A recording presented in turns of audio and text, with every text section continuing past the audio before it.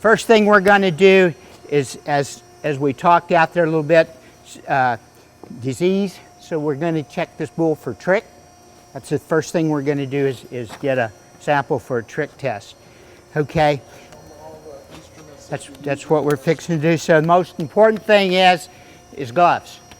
Okay, because most of the tests that are used currently, Animal Health Commission requires a molecular test or DNA test. And so certainly if you've got contamination on your hands or whatever, you can pass that from bull to bull. So make sure that in handling each bull, handle different. Make sure you have gloves. Everything's kind of kept. I like to keep a dirty side and a clean side sack, so when I come out of a bull, then I can throw those in their dirty side, and I'm not going to cross-contaminate the next bull I'm testing. Okay? So then what we want to do is we take, and we're going to actually, trichomoniasis is a little protozoan that actually lives or adheres mostly to the penis, somewhat in the prepuce. So what we're going to actually do is take this pipette. This is nothing but just an insemination pipette, and we're going to put suction with this syringe, and we're going to go up and just kind of take around the penis and up into the fornix or the preputial area, keep a negative pressure and try to pull some of those organisms and the smegma, which is basically just secretions that are up in the preputial pouch, bring those back into this little pipette, okay?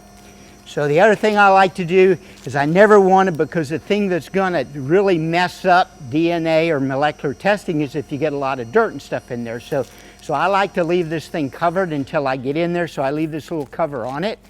So then I go in, and then I'm going into the prepuce, and so again, I want to make sure that this pipette is covered.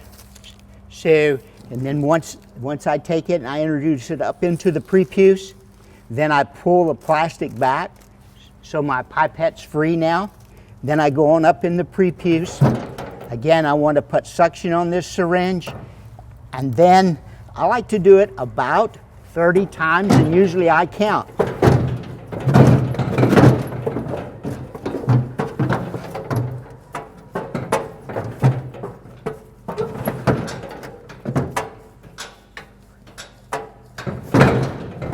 A lot of times I'll reach up and kind of want to make sure that that's hanging in next to the penis. Okay, and then you can see in the pipette we've got smegma, right?